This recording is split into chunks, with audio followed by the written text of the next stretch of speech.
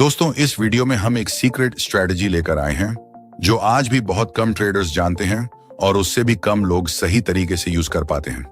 हम बात कर रहे हैं गैप अप और गैप डाउन ट्रेडिंग की। यह स्ट्रेटजी सिंपल दिखती है, लेकिन इसकी असली ताकत समझने के लिए आपको चार्ट्स की साइकोलॉजी, ट्रेडर्स की साइकोलॉजी और मार्केट के बिहेवियर, तीनों चीजें समझनी होंगी। नमस्कार दोस्तों, आपका स्वागत है हमारे YouTube चैनल ट्रेड विद माही पर, जहां शेयर मार्केट से जुड़ी हर एक नॉलेज मिलेगा। चलिए शुरू करते हैं। गैप अप क्या है? मान लीजिए आज तारीख है 10 नवंबर और मार्केट क्लोज हुआ एक लेवल पर। अगले दिन यानी 11 नवंबर को मार्केट पिछले क्लोज से ऊपर ओपन होता है। इस अंतर को ही कहते हैं gap up opening. Gap down क्या है? ठीक इसके उलट, अगर मार्केट पिछले दिन यहां क्लोज हुआ था और अगले दिन नीचे गैप देकर ओपन होता है तो उसे कहते हैं गैप डाउन ओपनिंग। दोस्तों, आपने कभी सोचा है कि आखिर क्यों कभी कभी मार्केट अचानक से गैप अप या गैप डाउन खुलता है? असल में ऐसा सिनेरियो ज्यादातर तब देखने को मिलता है जब मार्केट आवर्स खत्म होने के बाद कोई बड़ी न्यूज आ जाती है। लेकिन दोस्तों, यहाँ पर सबसे इंटरेस्टिंग चीज ये होती है कि अक्सर जब भी मार्केट में ऐसा अचानक गैप अप या गैप डाउन होता है तो मार्केट कोशिश करता है उस गैप को फिल करने की। इसको ही हम कहते हैं गैप फिलिंग। चलो इसे एक एग्जाम्पल से समझते हैं। मान लो मार्केट में एक दिन सुबह गैप अप ओपनिंग हुई। ओपनिंग के बाद मार्केट कुछ समय तक ऊपर गया, यानी बायर्स ने पुश किया, लेकिन वो मोमेंटम ज्यादा देर तक कंटिन्यू नहीं कर पाया। नतीजा ये हुआ कि मार्केट धीरे धीरे नीचे आया और उस लेवल तक आ गया जहां से गैप अप हुआ था। अब इंटरेस्टिंग बात यह है कि ठीक उसी लेवल के आसपास एक सपोर्ट जोन भी बना हुआ था और वहीं जाकर मार्केट ने रुकने की कोशिश की। यही प्रोसेस कहलाता है गैप फिल, जब मार्केट अपने बने हुए गैप को वापस कवर कर लेता है। तो दोस्तों, सिंपल शब्दों में कहें तो गैप अप या गैप डाउन न्यूज, इवेंट्स और सेंटिमेंट्स की वजह से होते हैं, लेकिन टेक्निकल स्ट्रक्चर के हिसाब से मार्केट अक्सर उस गैप को भरने की कोशिश करता है और स्मार्ट ट्रेडर्स इस पैटर्न को समझकर अपनी स्ट्रेटजी बनाते हैं। अब दोस्तों, जिस तरह से गैप अप होता है ठीक उसी तरह गैप डाउन भी होता है। मान लीजिए मार्केट एक दिन गैप डाउन ओपनिंग देता है। ओपनिंग के बाद मार्केट थोड़ी देर तक नीचे जाने के बजाय कंसोलिडेट करता है, यानी लिमिटेड रेंज में घूमता रहता है।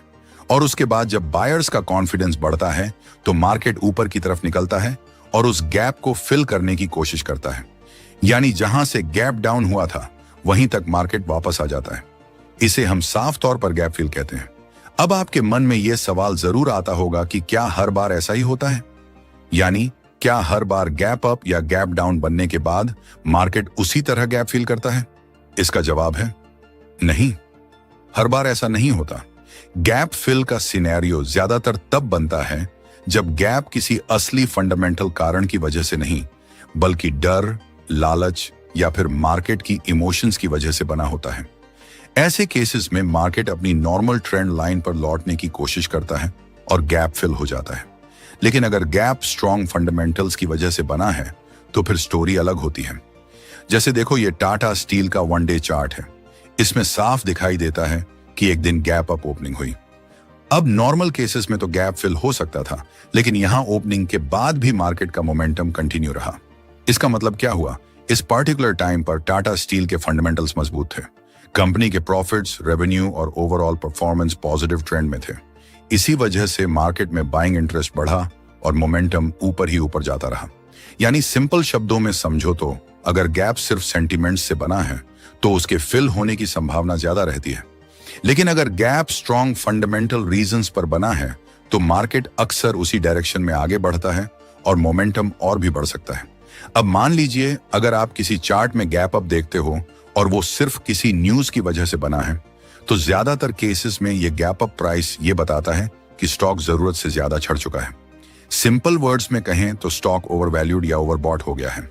और जब भी ऐसा होता है तो समझ लो प्राइस को नीचे आना ही है, यानी गैप अप होने के बाद स्टॉक वापस अपने पुराने लेवल पर आ जाएगा। यहां एक अहम बात याद रखो, गैप जितना बड़ा होगा स्टॉक की मूवमेंट भी उसी प्रोपोर्शन में दिखेगी। मतलब अगर बड़ा गैप बना है तो ज्यादा चांसेस हैं कि स्टॉक उतना ही ज्यादा ओवरबॉट या ओवरवैल्यूड होगा। अब दूसरी तरफ आते हैं गैप डाउन पर। हर बार गैप डाउन असली वजह से नहीं बनता, कभी कभी फेक न्यूज या किसी रूमर की वजह से भी गैप डाउन हो जाता है। ऐसे केसेस में स्टॉक थोड़ा नीचे तो खुलेगा, लेकिन बहुत नीचे सस्टेन नहीं करेगा। मार्केट जल्दी ही वापस उसी लेवल पर लौट आता है और यहां भी वही प्रिंसिपल काम करता है। जितना बड़ा गैप डाउन होगा उतना ही तेज और बड़ा ट्रेंड रिवर्सल देखने को मिलेगा। अब सवाल आता है कि इस तरह के चार्ट्स को देखकर ट्रेड कैसे लिया जाए, और सबसे इंपॉर्टेंट, आप कैसे पहचानोगे कि ये गैप असली है या सिर्फ फेक न्यूज पर बना है। सबसे पहले गैप अप का एग्जांपल देखो। यहां पर सपोर्ट और रेजिस्टेंस जोन बना हुआ है। यहां प्राइस सपोर्ट लाइन से ऊपर गैप अप ओपनिंग देता है और उसके बाद सीधा रेजिस्टेंस जोन में एंटर करता है। अब इसी जगह पर आप शॉर्ट ट्रेड के लिए सोच सकते हो, लेकिन ध्यान देने वाली बात यह है कि आपको हमेशा यह चेक करना चाहिए कि गैप कितना बड़ा है, क्योंकि सिंपल रूल ये है, जितना बड़ा गैप होगा उतना ही बड़ा रिवर्सल होने की संभावना रहती है। अब इस सेटअप में जब प्राइस रेजिस्टेंस जोन के पास पहुंचता है तो यहां पर सेलर्स पहले से बैठे होते हैं जो इस जोन में शॉर्ट ट्रेड लेने की कोशिश करेंगे। और एक चीज हमेशा याद रखना, शॉर्ट ट्रेड में एंटर करने से पहले इंट्राडे ट्रेंड रिवर्सल का सिग्नल कंफर्म करना जरूरी है। इसे हम आगे उदाहरण के साथ समझेंगे, तो वीडियो को स्किप मत करना। अब आते हैं गैप डाउन पर। देखो, यहां प्राइस सपोर्ट जोन से रिवर्सल करता है, एक की पॉइंट को टच करता है, थोड़ा टाइम कंसोलिडेट करता है और फिर गैप डाउन ओपनिंग देता है। गैप डाउन होने के बाद प्राइस वापस सपोर्ट जोन पर आता है। अब इस जगह पर आपको साफ दिखाई देगा कि प्राइस ओवरसोल्ड कंडीशन में है, लेकिन ट्रेड लेने से पहले कंफर्म करना जरूरी है कि कहीं ये मार्केट ट्रैप तो नहीं कर रहा, क्योंकि कई बार होता क्या है, सपोर्ट जोन के नीचे बहुत सारे लोगों ने स्टॉप लॉस लगाए होते हैं। मार्केट उन स्टॉप लॉस को हिट करता है और फिर अचानक ऊपर की तरफ रिवर्सल पकड़ लेता है। और जब ऐसा होता है तो आपके पास एक बाय साइड अपॉर्चुनिटी बनती है। अब चलते हैं एक और एग्जांपल पर कि ट्रेड प्रैक्टिकली कैसे लेना है। चार्ट पर एक गैप डाउन सेटअप बन रहा और वहीं पास में सपोर्ट जोन भी है। इस जोन से साफ दिख रहा है कि यहां एक बाय अपॉर्चुनिटी बन सकती है, लेकिन याद रखो, सिर्फ डेली चार्ट देखकर ट्रेड मत करना। हमेशा डेली से छोटे टाइम फ्रेम पर भी चेक करना जरूरी है। जैसे यहां डेली टाइम फ्रेम पर सेटअप दिख रहा है, लेकिन जब आप इसे 15 मिनट टाइम फ्रेम पर देखोगे तो और क्लियर हो जाएगा कि गैप डाउन वाली जगह पर ट्रेड सेटअप रेडी है। तो अब क्या करना है, आपको उसी जगह से एंट्री लेनी चाहिए। आपका टारगेट चार्ट पर क्लियरली डिफाइंड होना चाहिए और वहीं से आप अपनी ट्रेड स्ट्रेटेजी बना सकते हो। अब हम एक और स्ट्रेटेजी को इस्तेमाल करके देखते हैं। यहां पर आप साफ देख सकते हैं कि एक सपोर्ट जोन बना हुआ है और ऊपर की तरफ एक रेजिस्टेंस लेवल है। मार्केट जब जब इन लेवल्स पर पहुंचता है तो वहां से रिवर्सल होता है। अब यहां पर हुआ भी वही। मार्केट ने एक गैप डाउन बनाया और उसके साथ साथ कई कैंडल्स ने बोलिंजर बैंड के बाहर ब्रेक किया। और यह ब्रेक कहां पर हुआ? ठीक उसी जगह पर जहां पर एक स्ट्रॉन्ग सपोर्ट जोन मौजूद था। इसका मतलब साफ है कि यहां से प्राइस के रिवर्स होने की बहुत ज्यादा संभावना है। और आगे जाकर हुआ भी वही। मार्केट ने रेजिस्टेंस लेवल को भी तोड़ दिया और ऊपर की तरफ बड़ा मूव दिया। अब इसका एक और एग्जांपल देखते हैं। यह टाटा स्टील का चार्ट है। यहां पर एक सपोर्ट एरिया बना हुआ है और मार्केट पहले से अप ट्रेंड में था। वहां पर मार्केट ने थोड़ी देर कंसोलिडेट किया और फिर एक गैप डाउन कैंडल बनाई। ये कैंडल बोलिंजर बैंड के बाहर क्लोज हुई। इसके बाद मार्केट ने वापस से अप ट्रेंड पकड़ लिया और अच्छा मूव दिया। यहां पर आपकी एंट्री गैप डाउन कैंडल के बाद होगी और आपका एग्जिट रेजिस्टेंस जोन पर रहेगा।